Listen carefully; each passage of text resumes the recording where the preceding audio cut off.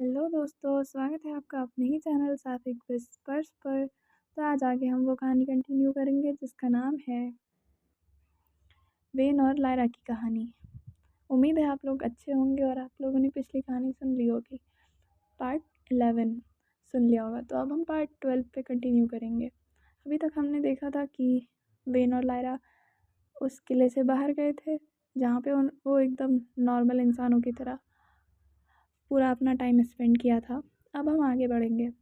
Royal bedroom के अंदर गुजरता हर दिन धीरे धीरे एक खूबसूरत लेकिन दर्द से भरी सज़ा बन चुका था। सिटाडेल ऑफ स्टॉर्म्स के बाहर अब भी तूफान गरजता रहता था, लेकिन उस कमरे के अंदर सिर्फ वेन और लायरा थे, और उनके पास बचा हुआ हर पल जैसे किसी और से उधार ली हुई ज़िंदगी का हो। अब वेन की याददाश्त होना कोई कभी कभी वाली बात नहीं रही, वो उनकी रोज़ की हकीकत बन चुकी थी। लगभग हर सुबह वेन अपनी आंखें खोलती और लायरा को इस तरह देखती जैसे वो कोई दुश्मन हो, कोई जासूस जो डार्क लॉर्ड का कत्ल करने भेजा गया हो। फिर कुछ दर्द भरे लम्हों के बाद जैसे उसके दिल के किसी कोने से लायरा की पहचान वापस लौट आती हो और वो फिर से उसे पहले की तरह देखने लगती, लेकिन हर बार उस पहचान को वापस आने में पहले से ज़्यादा वक्त लगता था। पैरासाइट अब उनके प्यार से और भी मजबूत होता जा रहा था, और लायरा को अब पूरी यकीन के साथ समझ आ गया था उसके पास अब सिर्फ कुछ ही हफ्ते बचे थे। तुम खुद को हद से ज़्यादा थका रही हो लिटिल बर्ड, वेन की गहरी आवाज़ ने शाम की खामोशी तोड़ दी। लायरा ने तुरंत सर उठाया। वो फर्श के पास बैठी छोटी छोटी शीशे की बॉटल्स को बहुत संभाल कर एक लाइन में रख रही थी। हर बॉटल के अंदर चमकता हुआ केमिकल लिक्विड था जो ज़रा सी गलती पर तबाही मचा सकता था। पिछली कई रातों से सबके सोने के बाद वो चुपके से किले के नीचे मौजूद बर्बाद आर्काइव्स में जाती थी और ग्रेट फॉरगेटिंग रिचुअल के लिए रेयर रेयर इंग्रेडिएंट्स इकट्ठा करती थी। मैं बस ट्रांसलेशन के नोट्स को पूरा कर रही हूँ माय लॉर्ड। उसकी आवाज़ में थकान थी और एक ऐसा दर्द जो कभी ख़त्म नहीं हो रहा था। वेन धीरे धीरे उसकी तरफ बढ़ी। उसकी चाल हमेशा की तरह शिकारी की तरह खामोश और खूबसूरत थी। आज उसने अपना लोहे का बैटलफील्ड आर्मर नहीं पहना था, सिर्फ एक ढीली काली सिल्क ट्यूनिक। उसके गले और कॉलर बोन पर फैली हुई श्राप की चांदी जैसी दरारें हर धड़कन के साथ चमक रही थी। लेकिन वो डेस्क के पास खड़ी नहीं हुई। वो सीधा लायरा के पीछे रग पर घुटनों के बल बैठ गई। उसने अपनी लंबी ठंडी बाहों से लायरा की कमर को घेर लिया और उसे धीरे से अपने सीने से लगा लिया। लायरा की सांसें रुक सी गई। वेन की खुशबू, बारिश, बिजली और मीठे विंटर वाइन की हल्की सी महक उसके हर एहसास को अपने अंदर समेट रही थी। उसकी आंखों में आंसू भर आए। 1 घंटे के लिए इन किताबों को भूल जाओ, बस 1 घंटे के लिए लिटिल बर्ड, वेन ने उसकी गर्दन के पास धीरे से कहा। उसकी गर्म सांस लायरा की त्वचा को छूकर गुजरी। सुबह से बाहर वारलॉर्ड्स सिर्फ जंग जंग की बातें कर रहे हैं, लेकिन जब मैं तुम्हें इस तरह अपनी बाहों में रखती हूँ तो पूरी दुनिया खामोश हो जाती है। लायरा ने धीरे से कांपती सांस ली।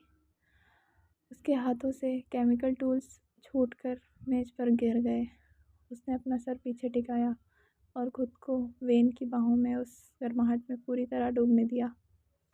हर स्पर्श एक अजीब सी सच्चाई था। यही लम्हे वेन को होश में रखते थे और यही लम्हे उसे धीरे धीरे बर्बाद भी कर रहे थे। वेन, लायरा धीरे से उसकी तरफ मुड़ गई।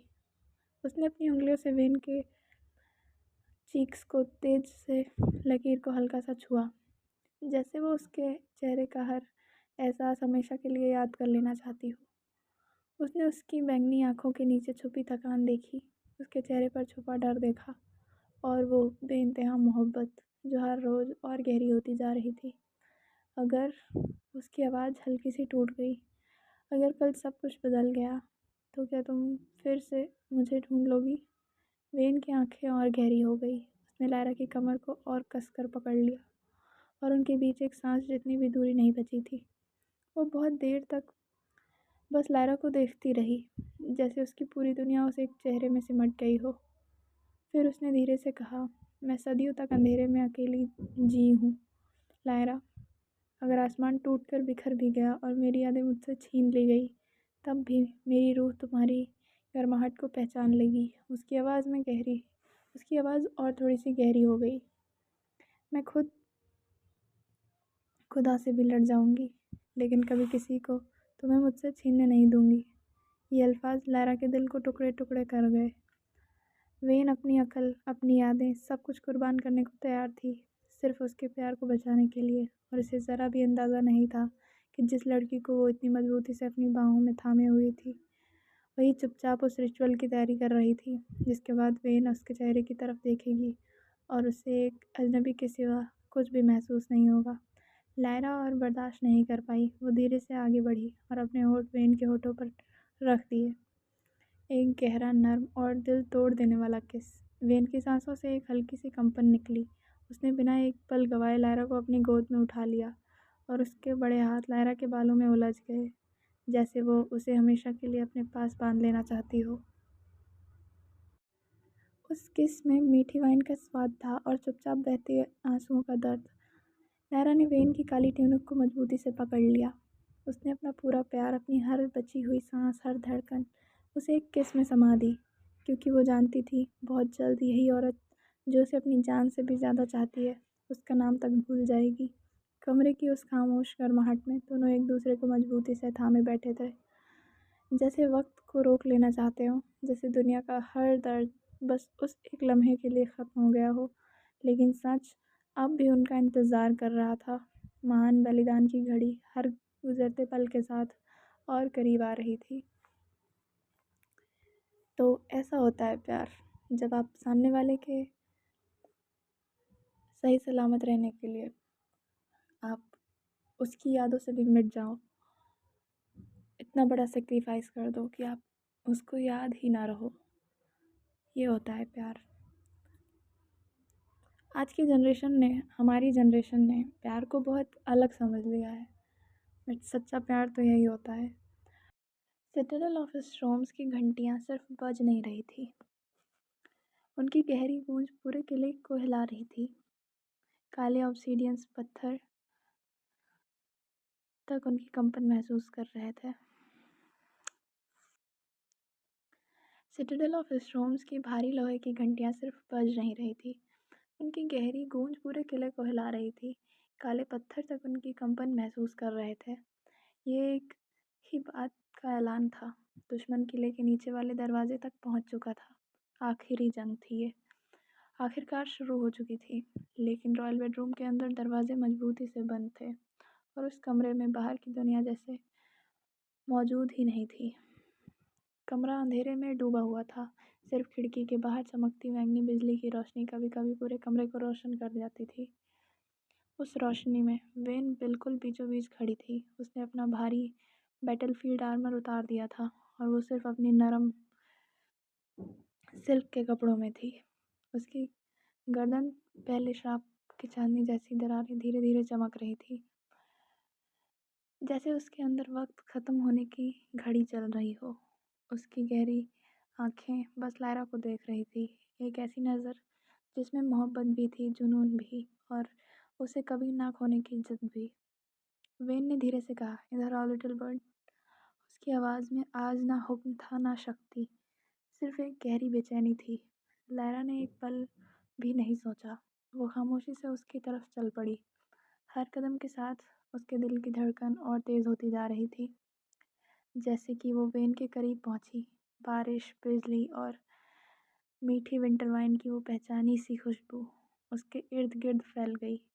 वेन ने कुछ नहीं कहा, उसने बस अपने हाथों से लायरा की कमर थामी और उसके धीरे से अपने बिल्कुल करीब खींच लिया, जैसे दोनों एक ही धड़कन बन गए हों। लायरा की सांस हल्की सी थम गई। वेन ने पहले उसकी आंखों से या होठों की तरफ नहीं देखा।